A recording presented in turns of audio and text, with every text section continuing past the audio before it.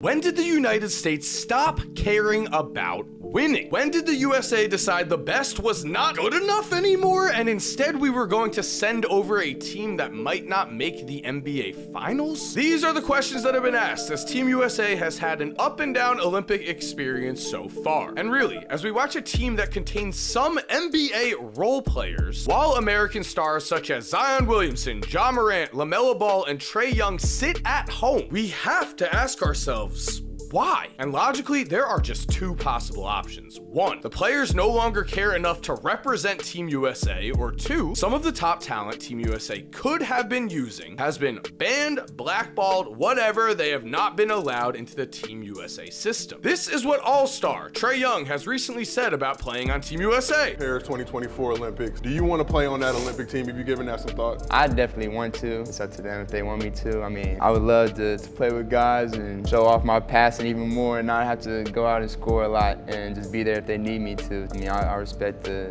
OGs and understand it's, you gotta take your turn, but I believe I should be on there. You see that list, man, they got, man? Oh, sorry.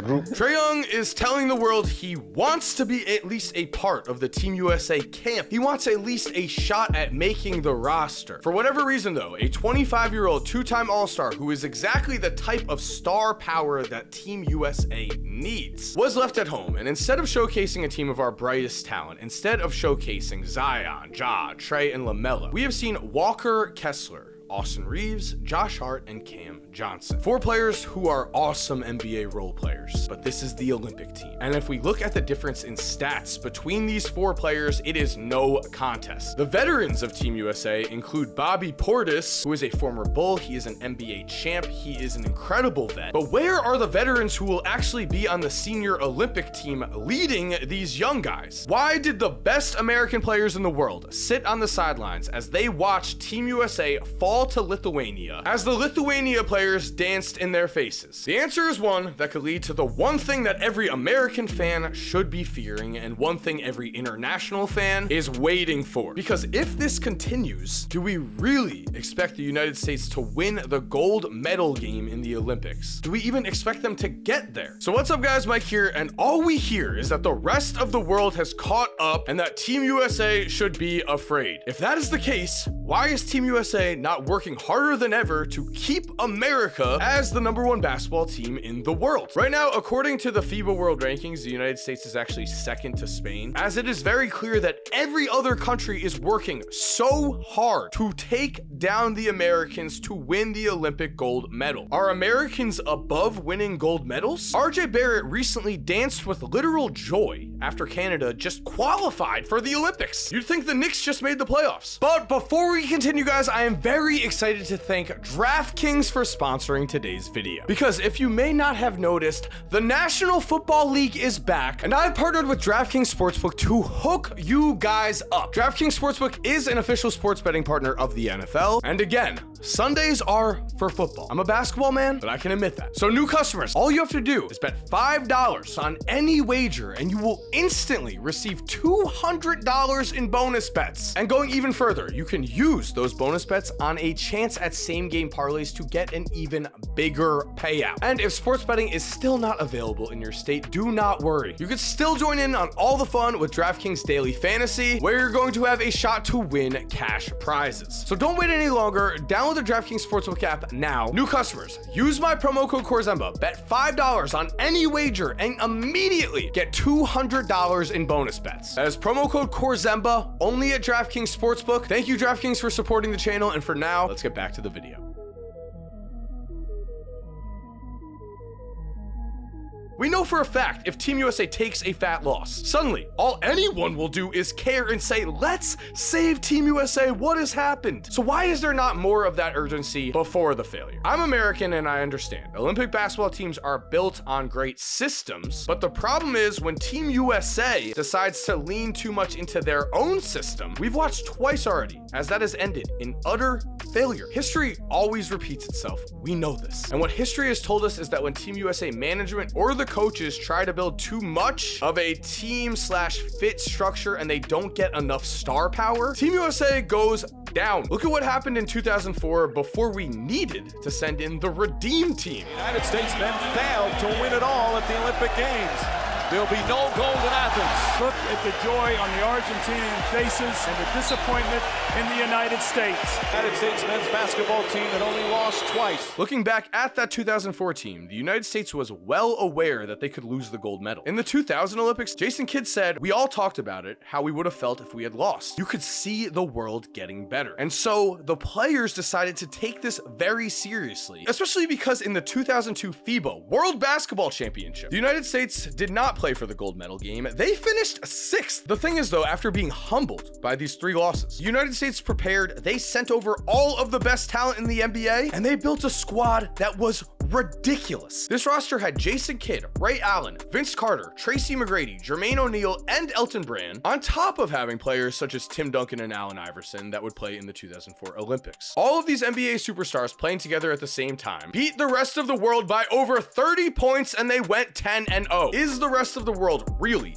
that close when the United States sends over the top of the top talent? I'm not sure when we've seen that. We've seen guys like Walker Kessler taken out, not guys like a prime Jason Kidd, Ray Allen, and T-Mac. Now, after going 10-0 in the 2003 qualifying tournament, the plan was to keep this entire roster only. USA Basketball CEO Jim Cooley said, "Listen, it was a tough circumstance. I would never want to throw a coach under the bus here and say, you know, it's all on you." And that is the quote. That is essentially what everyone has said. The blame has fallen on Larry Brown, the coach, but really it's not all on him because Team USA gave him absurd roster power and control. Richard Jefferson, a member of that Olympic team, said this: "I think Larry Brown tried to use the Team USA as a tool. He was trying to do something for the game of basketball and trying to put out a certain style of play and a certain style of message versus us just going out there and trying to win games." RJ would go on to talk about how Larry Brown told Jason Kidd to stop at the free throw line on fast breaks. That is something a coach from the 1950s would suggest. This is a constant in basketball. This is a constant in all of sports. When the coach or management takes too much power and the players don't respect that, everything crumbles. We lost the 2004 Olympics because, as Richard Jefferson said, truth be told, that's probably why 9 guys decided that they didn't want to go do the Olympics. It was that simple. Larry Brown's tyranny allowed multiple players to use the excuse of security concerns or the fact that they were getting married to get out of Team USA. Now, I believe in love and I believe in security, but these were excuses. The real reason was that no one wanted to play for Larry Brown. Unfortunately, that is currently what's happening in Team USA. If you are just not inviting Trae Young or LaMelo Ball for no reason to not be a part of what you are doing, my question is,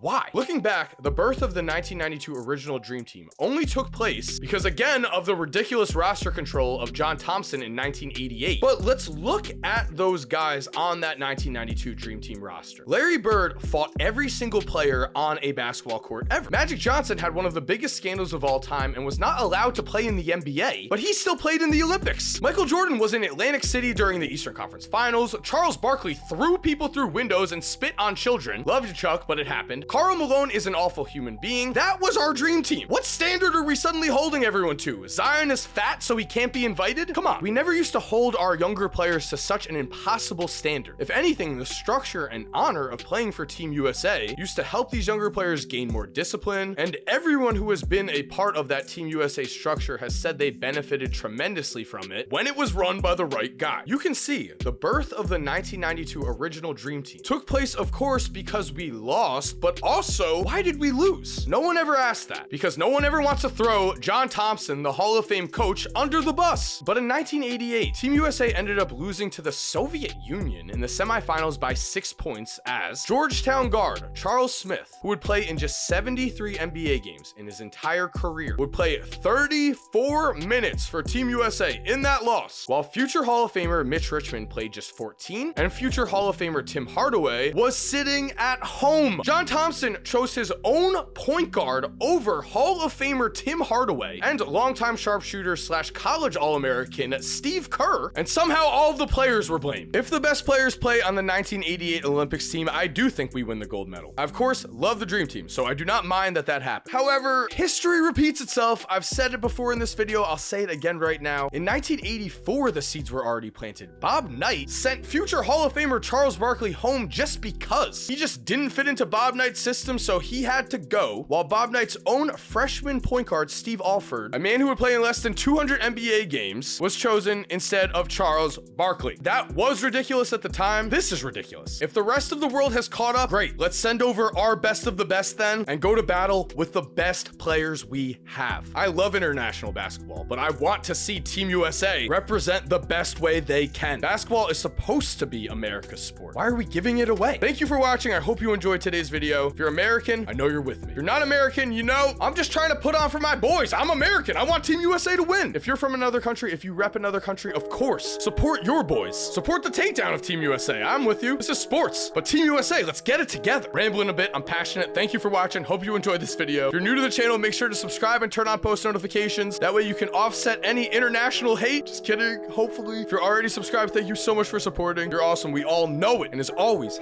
have an awesome day. And cue that music. If you're still here while the music is cued, here are 2 videos I think you are definitely going to enjoy. I mean, personally, I think the one on the left might be more your style, but the one on the right looks pretty awesome too. Click one, let me know what you think, and again, have an awesome day.